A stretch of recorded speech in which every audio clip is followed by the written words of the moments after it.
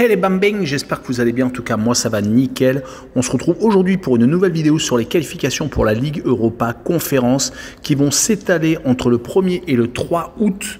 Je vais analyser 8 rencontres avec Zimbru contre Fenerbahçe, Rosenborg contre Crusaders, Petrocub contre le Maccabi Tel Aviv, Bohemians contre Bodo Glimt, Progress contre Midtjylland, Tirana contre le Beşiktaş Istanbul, Hammarby contre Twente et enfin Lucerne contre Djurgården.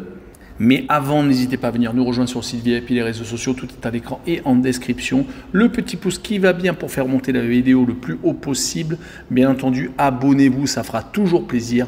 Et n'oubliez pas vos pronostics et vos critiques positives ou négatives. Il n'y a que de cette façon que l'on avance au maximum et le plus vite. On va commencer avec une rencontre le 1er août avec Zimbru contre Fenerbahçe. À l'aller, il n'y avait pas eu photo, 5-0 pour Fenerbahçe. Qui a déjà fait la différence. Il faudrait un miracle pour que les Turcs ne passent pas, surtout que Zimbru, sur les 5 derniers matchs, toutes compétitions confondues, il n'y a eu qu'une seule victoire, c'était contre la Fiorita au match aller contre une équipe de San Martin, et encore c'était juste 1-0. L'équipe moldave a un mal énorme à gagner actuellement. Ils n'ont en plus pas fait de matchs amicaux, attaquant directement par le tour qui était juste avant Fenerbahçe, donc ça a été très compliqué de se mettre dans le rythme.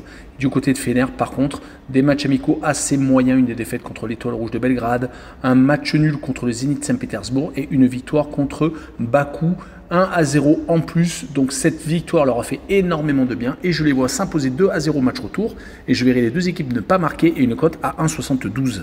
Et on enchaîne avec une rencontre du 3 août, Rosenborg contre Crusaders, une équipe de Norvège contre une équipe d'Irlande du Nord. Rosenborg est quand même beaucoup plus connue que l'équipe nord-irlandaise car ils ont eu beaucoup plus de saisons en Europe. Ils ont même participé plusieurs fois à la Ligue des Champions.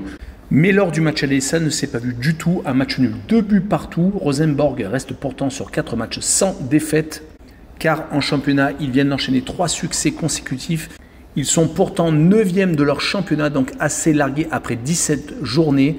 Ils vont aborder ce match retour avec beaucoup de confiance, surtout qu'ils jouent à la maison. Du côté de Crusaders, par contre, 2 matchs sans victoire consécutifs lors du match nul contre Rosenborg. Et ils viennent de perdre un match amical sur la plus petite des marges, 1-0. Mais c'était sans doute pour garder le rythme et arriver en Norvège avec le plus de chances possible. Mais je vois Rosenborg s'imposer 2-1 et je verrai Rosenborg marquer le plus de 1,5 but sur le match et une cote à 1,55. On enchaîne avec Petrocub contre le Maccabi Tel Aviv, une équipe roumaine contre une équipe israélienne. Petrocub a malheureusement perdu 3-0 lors du match aller, hypothéquant leur chance. Ils ont décidé de ne pas faire de matchs amicaux, enchaînant directement donc par ce tour préliminaire de Ligue Europa Conférence. Et cela s'est vu, les deux équipes n'ont pas encore débuté leur championnat. Du côté du Maccabi Tel Aviv, 3 matchs, 3 victoires lors des 3 dernières rencontres, toutes compétitions confondues, car ils ont déjà gagné en coupe contre l'Apel Bir Shiva. Et pas que 1-0, 6-1, donc vraiment une grosse tolle avec ce 3-0. Cela fait donc 9 buts marqués lors des 2 dernières rencontres. Ils avaient également battu Bournemouth, une équipe de première ligue, 1-0. Donc sur cette rencontre, je vois le Maccabi s'imposer 2-1 et je verrai le plus de 2 buts sur le match et une cote à 1,41. Et on enchaîne avec les Bohemians contre Bodo Glimt, une équipe tchèque contre une équipe norvégienne. Bohemians n'a malheureusement pas fait le poids au match aller, perdant 3-0. Ils ont enchaîné avec leur deuxième rencontre de championnat et ils ont encore perdu, c'était à la maison cette fois-ci. Ils restent donc pour l'instant sur 2 matchs, 2 défaites. Ils avaient pourtant fait des matchs amicaux assez intéressants et également ils avaient réussi à remporter leur première rencontre de championnat à l'extérieur. Mais là, ils vont se dépasser contre Bodo Glimt qui fait partie maintenant des équipes qui ont une grosse expérience européenne car ils avaient, rappelons-le, il y a 2 saisons fait un quart de finale contre l'AS Roma, réussissant d'ailleurs à battre 2 fois les Italiens lors de la même campagne. Ils ont malheureusement perdu ce week-end en championnat à domicile contre Tromsø. Il est resté pourtant sur 4 victoires consécutives juste avant toute compétition confondue. Cela reste tout de même une équipe très à l'aise offensivement qui a marqué 10 buts lors des 3 matchs avant cette défaite à domicile.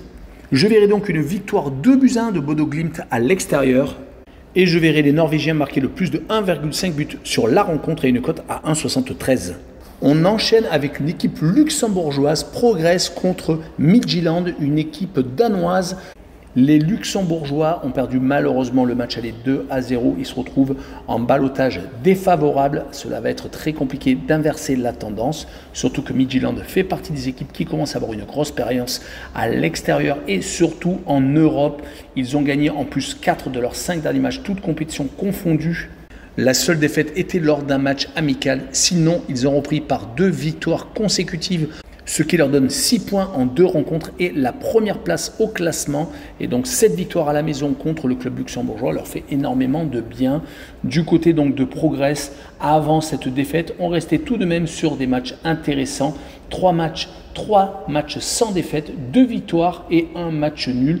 Certes, ce n'étaient pas des équipes de premier rang et ça va sans doute se voir sur le résultat sur cette rencontre. Je vois bien une victoire 2-0 de Midtjylland. Et j'ai envie de me laisser tenter par les 2 équipes ne marquent pas et une cote ultra intéressante à 2-11. On continue avec Tirana contre le Beşiktaş Istanbul. Tirana est une équipe albanaise qui a eu énormément de mal lors du match aller en Turquie, s'inclinant 3-1. Pourtant, il restait sur 3 matchs sans défaite, ayant gagné un match amical contre Struga, une autre équipe qui avait participé aux qualifications de la Ligue Europa Conférence. Et ils avaient également sorti au tour d'avant le Dinama Batumi, gagnant au match retour et faisant match nul quand même au match aller, se faisant accrocher. Mais est-ce que la marche ne sera pas trop haute contre le Beşiktaş Istanbul qui a peut-être des ambitions dans cette compétition, qui n'a pas encore repris son championnat, mais qui est resté sur des matchs amicaux assez réussis, une victoire contre Strasbourg, une victoire contre une équipe hongroise et un match nul contre Augsbourg. Mon pronostic sera une victoire 3-1 de Beşiktaş à l'extérieur. Et je verrai les Turcs marquer le plus de 1,5 but sur le match et une cote à 1,55. Le match suivant est l'avant-dernière rencontre, Hammarby contre Twente. Hammarby, ce sont des Suédois et ils se sont inclinés 1-0 lors de leur déplacement au match aller à Twente. Ils ne se sont inclinés que d'un seul but, donc tout est à jouer lors du match retour. Le club suédois est en plein championnat. Après 18 journées, ils sont 6e et sur les 5 dernières rencontres, toutes compétitions confondues, 3 victoires et 2 défaites, dont celle du match aller. Mais Hammarby a montré sur les 4 dernières réceptions qu'ils sont assez solides, gagnant leurs 4 derniers matchs, même si ce n'étaient pas des pointures européennes.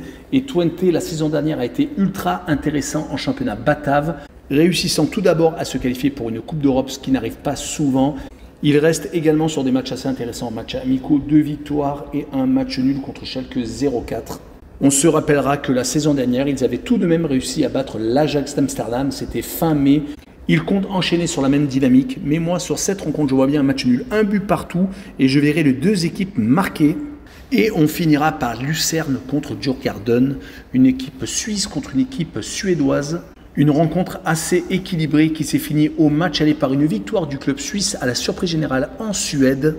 Les Helvètes sont en train de réussir un superbe début de saison, surtout qu'en match amicaux, ils ont enchaîné les victoires. Continuons avec en championnat, une victoire et un match nul, donc 4 points en 2 rencontres. Ils sont actuellement 5e et donc cette victoire à l'extérieur qui fait énormément de bien. Certes, c'est un peu à l'arrache comme le dernier match contre Stade Lausanne-Ouchy, un promu en Super League suisse, mais tout de même, du côté de Djurgården, ils se sont rattrapés avec une victoire à l'extérieur ce week-end, certes 1-0, mais tout de même, cela fait énormément de bien. Ils restaient sur 2 défaites consécutives, toutes à domicile contre Elfsborg, 4-0, ce qui fait énormément de mal, surtout qu'ils sont 4e en championnat. Ils espèrent encore attraper une des 3 premières places sur le podium, mais cela va être très compliqué. Et le revers lors de la manche aller contre le club suisse fait vraiment mauvais effet. Surtout que les Suédois sont assez solides en déplacement, 3 victoires consécutives actuellement. Ils espèrent toujours finir le travail en déplacement. Mais sur cette rencontre, je vois bien Djurgården égaliser au niveau des victoires et s'imposer 2-1 à Lucerne comme la défaite au match aller.